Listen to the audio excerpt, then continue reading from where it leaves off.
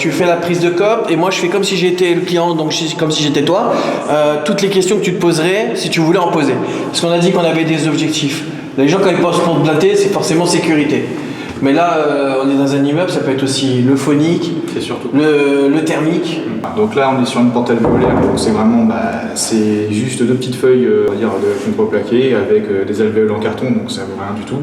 Le moindre coup de son haute, ça va casser, ça va fracturer. Donc même pour sécuriser une porte comme ça, parce que les gens avant tout disent, bah voilà, est-ce que je sécurise la porte ou est-ce que je change la porte?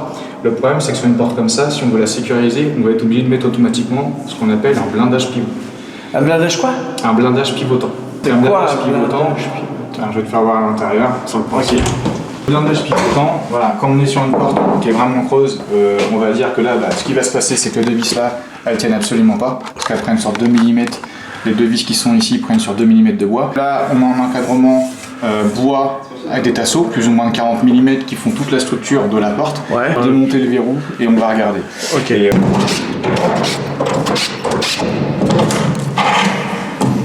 voilà. Là, en fin de compte, on va pas forcément très bien. Je vais te mettre de la lumière. Ah bah oui, Voilà. c'est complètement creux.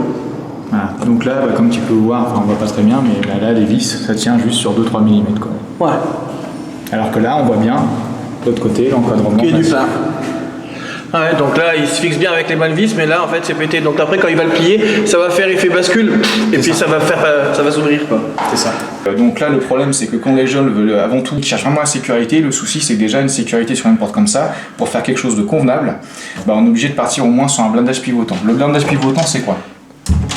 On va mettre une cornière en acier, ici, qui va faire le retour de l'autre côté. Donc vraiment le principe d'une cornière, voilà, une équerre, en acier, avec des pommelles en acier Maroc soudées.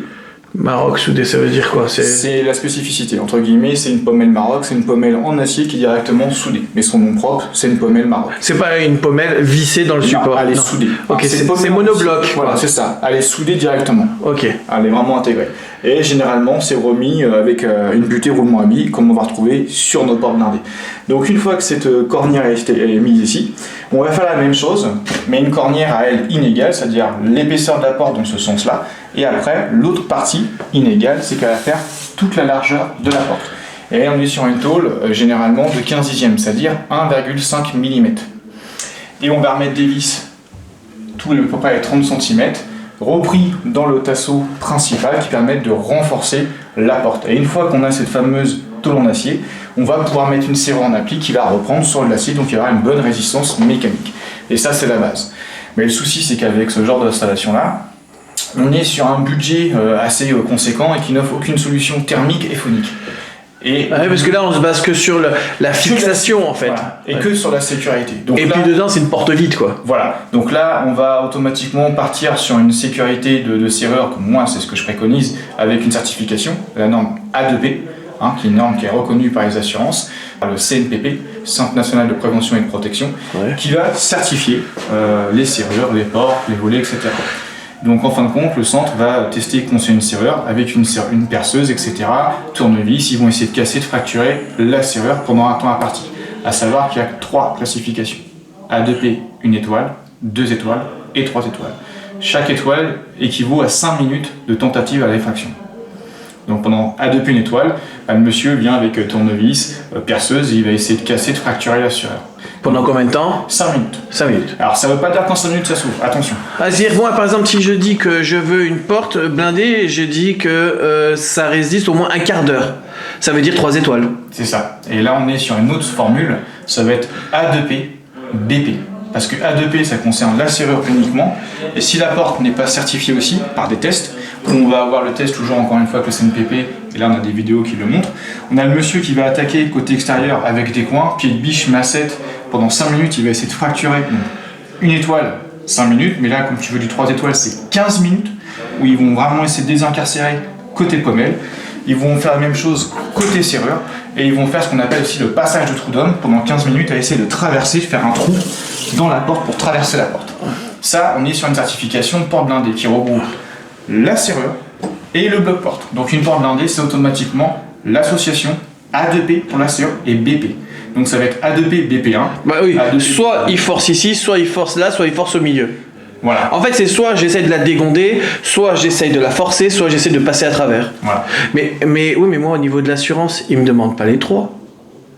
Ils me demandent une des 3. Ils me demandent quoi? On peut avoir des portes certifiées. Sur la base, une porte certifiée minimum, c'est A2P BP1. Du coup, j'ai un bloc porte qui est dedans. Il y a quoi?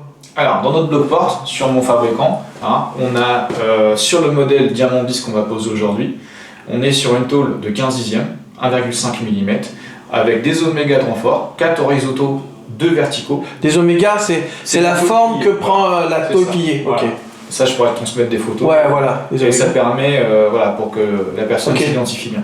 Et tout ça permet de rigidifier la structure de la porte. Ouais. Avec ça, on va remettre de la laine de roche pour l'isolation. Ouais.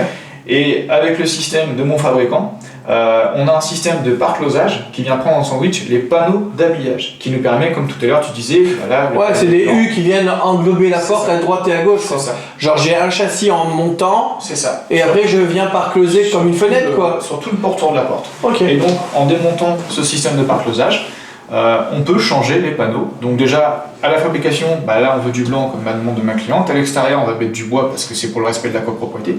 On dissocie la porte en deux, sans problème. Et c'est ce qu'on a aujourd'hui de toute façon. C'est exactement ce qu'on a aujourd'hui. Donc on va te montrer sur la porte comment c'est fait. Et le gros avantage, c'est l'exemple que je montre par rapport à d'autres fabricants, c'est que si un jour on n'est jamais à l'abri d'un acte de vandalisme, un acte de malveillance, ou même j'ai le cas avec un client, j'ai rien contre les peintres, mais un peintre, une fois est passé chez un de mes clients, avec la tine de peinture en métal, il a rayé le panneau de la porte.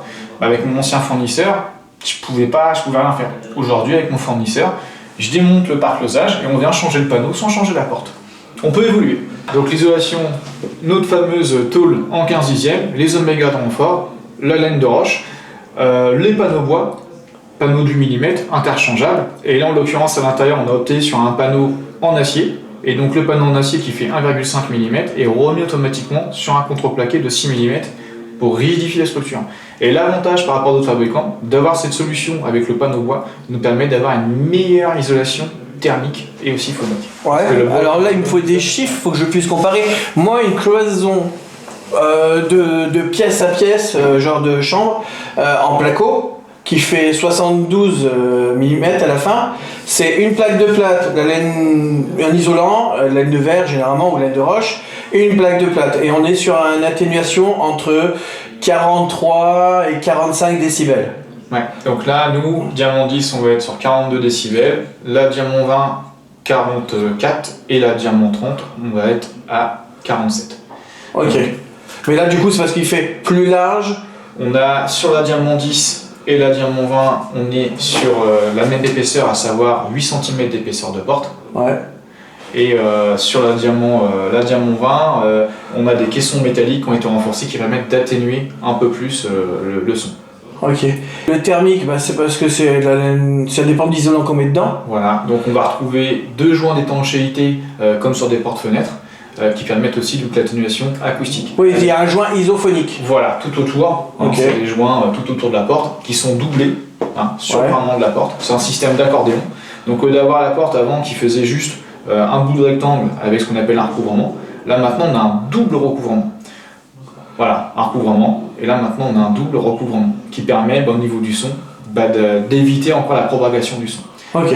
Et on va avoir une barre de seuil au sol. Là en fin de compte la barre de seuil, ça fait une petite marche normalisée à 18 mm, et là on a le joint qui vient venir dessus. C'est ce qu'on aura aujourd'hui avec. Ouais, c'est intégré. C'est intégré. C'est avec mon bloc porte. Je vais chercher la mallette, comme ça je vais pouvoir voir comment je fais quand je suis en clientèle. Ouais.